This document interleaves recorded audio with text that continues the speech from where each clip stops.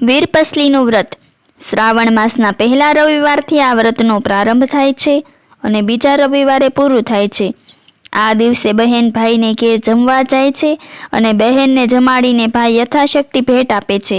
આ વ્રત ભાઈના કલ્યાણ માટે, તેના દીર્ઘાયુ માટે કરવામાં આવે છે. એક ગામમાં એક પટેલ રહેતો હતો.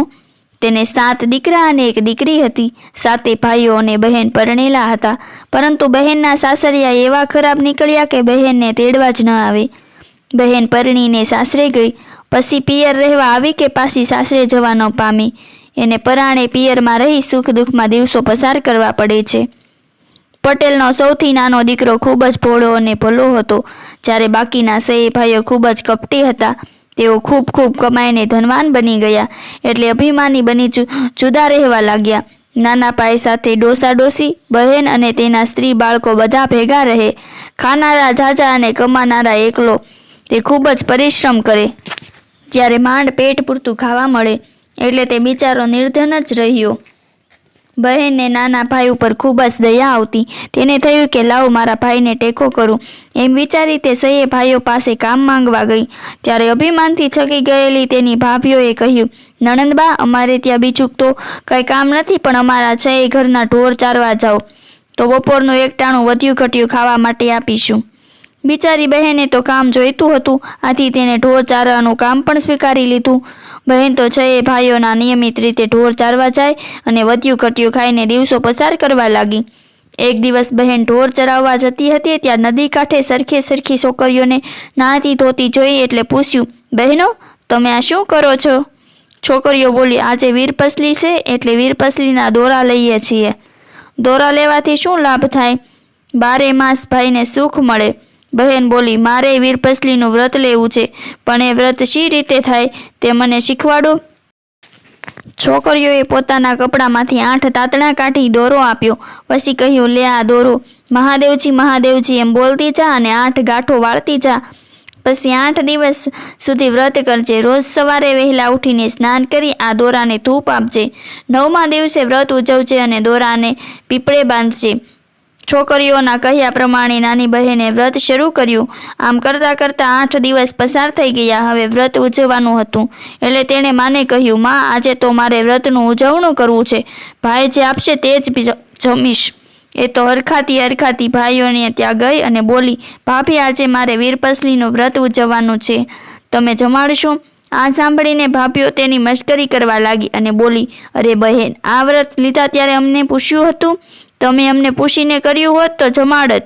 હવે કંઈ ખાવાનું ન મળે. આમ કહી બહેનને અડધૂત કરીને ભાભીઓએ કાઢી મૂકી.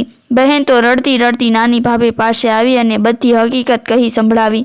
નાની ભાભીએ તેમને વાતમાં લઈ આંસુ લૂછતા બોલી, બહેનબા, તમારા ભાઈ હમણાં જ ખેતરે ગયા છે. તેમને મેં એક ઢેબરું, થોડો ગોળ અને 1 પૈસો આપ્યો છે. તે માંડ પાદરે પહોંચ્યા હશે.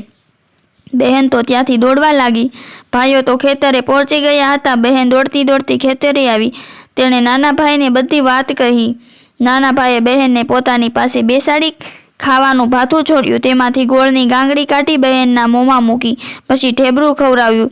છેલ્લે બહેનને 1 પૈસો ભેટ તરીકે આપ્યો. બહેન તો રાજી થઈ ગઈ. તેણે ભાઈને ચાંદલો કરી આશીર્વાદ આપ્યા. ભાઈ, તે મને જે આપ્યું તે 1.25 લાખનું. પછી બહેન તો હરખાતી ઘેર આવી. ઘેર આવીને જોયે તો એનો વર એને તેડવા માટે આવેલો. કોઈ દાડે નહીં ને આજે તેડવાનું ક્યાંથી સૂઝ્યું? એને તો વ્રત ફળ્યું. જમાઈ બોલ્યા, માં, હું તમારી દીકરીને આજે જ તેડવા આવ્યો છું.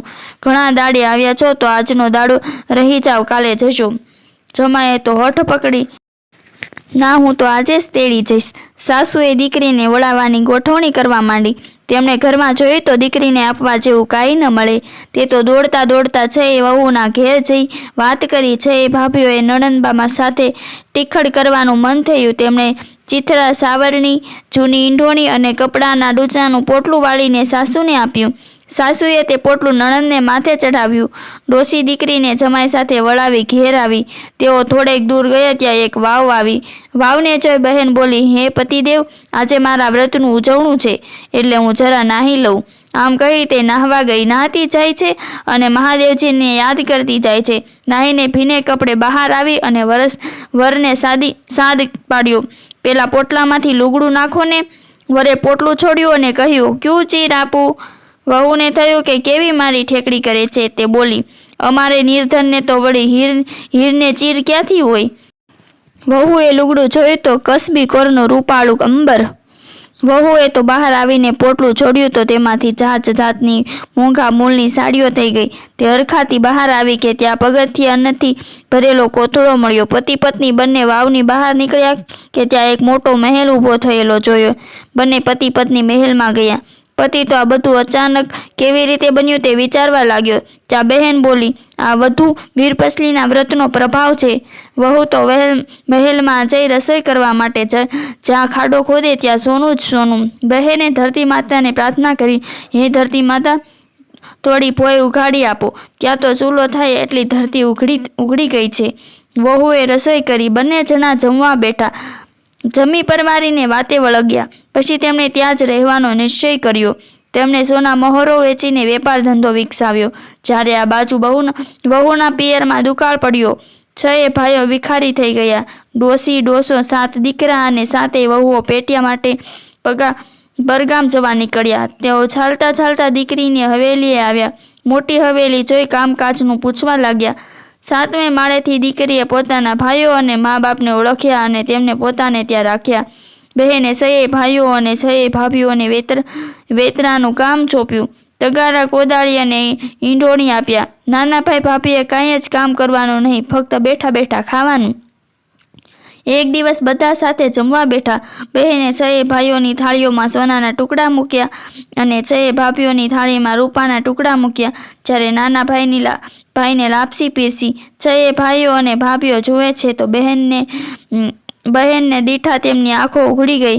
તેમને બહેનને દુઃખ દેવા બદલ ખૂબ જ પસ્તાવો થયો. તેમની આંખોમાંથી પાણી વહેવા લાગ્યું. બહેનને તેમની ઉપર દયા આવી.